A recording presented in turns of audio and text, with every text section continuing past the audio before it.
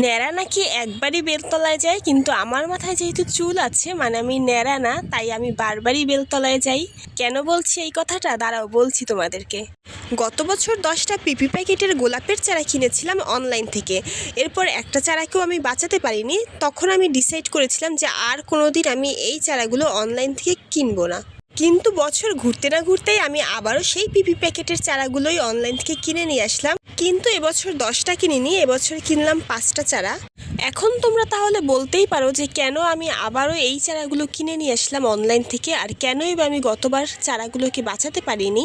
আসলে গত বছর আমার তেমন একটা অভিজ্ঞতা ছিল না, আর এই চারাগুলোকে কিভাবে যত্ন করব সেটা নিয়েও তেমন একটা নলেজ ছিল না। কিন্তু গত 1 বছরে আমি অনেক গোলাপের চারা লাগিয়েছি আর আমার অনেক বেশি নলেজ হয়েছে গোলাপের ব্যাপারে। তাই আমি ভাবলাম যদি এইবার 5টা এনে দেখি কি অবস্থা হয়। তাই অনেক সাহস নিয়ে আর সাথে কিছুটা ভয় নিয়ে এবারের চারাগুলোকে আমি অর্ডার করেছিলাম। চারাগুলো অনলাইন থেকে আসতে 3 দিনের মতো সময় লেগেছিল। তো গাছ বেশ কিছুটা ঝিমিয়ে গেছিল, তারপরও মোটামুটি কন্ডিশন খুব একটা খারাপ ছিল না, ভালোই ছিল বলা চলে।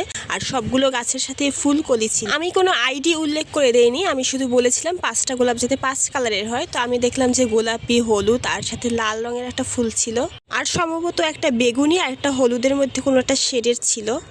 আমি পার্সেলটা রিসিভ করেছিলাম দুপুরবেলা। তো রিসিভ করার পরপরই আমি প্যাকেট থেকে বের করে নেই। গাছের পলিগুলো সুতো দিয়ে বাঁধা ছিল, তো এই সুতোটা প্রথমে খুলে নিয়েছি। এরপর 30 সেকেন্ডের জন্য গাছগুলোকে ঠান্ডা পানিতে ডুবিয়ে রেখেছিলাম। এভাবে সবগুলো গাছকে 30 সেকেন্ডের জন্য ঠান্ডা পানিতে ডুবিয়ে রেখে একটা ঝুড়িতে করে সবগুলো গাছকে একটা সাইডে রেখে দিয়েছি। এর পরবর্তী স্টেপ ছিল শুকনো পাতা, কলি এবং ফুলগুলোকে কেটে দেওয়া। এই কাজটা করতে সত্যিই খুব খারাপ লেগেছে, বিশেষ করে কলি আর ফুলগুলোকে কেটে দিতে অনেক বেশি খারাপ লেগেছে। তবে খারাপ লাগলেও কিছু করার নেই, কারণ গাছের সুরক্ষার জন্য এই ফুলকলিগুলোকে কেটে দেওয়া খুবই জরুরি ছিল। ইনশাল্লাহ গাছগুলো বেঁচে থাকলে প্রতিটি গাছ থেকে এর 10 গুণ বেশি ফুল নেওয়া সম্ভব হবে।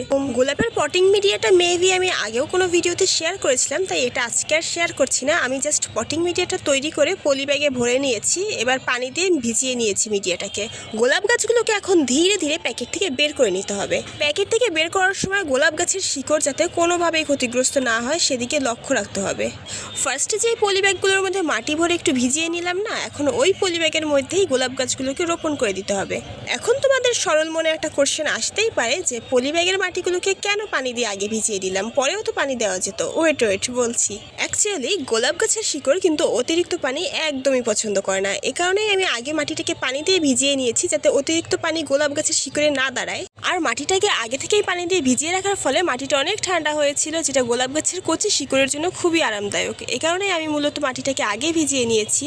এছাড়া গোলাপ গাছ বসানোর পরে পানি দিলে অনেক সময় সেই পানি অতিরিক্ত হয়ে যায়, তখন গোলাপ গাছের মাটিটা ভিজে স্যাঁতস্যাঁতে হয়ে থাকে। এতে গোলাপ গাছের ডাইব্যাক সহ বিভিন্ন সমস্যার সৃষ্টি হয়। তাই আগে পানি দিয়ে ভিজিয়ে নেওয়াটাকেই আমি বেটার মনে করি।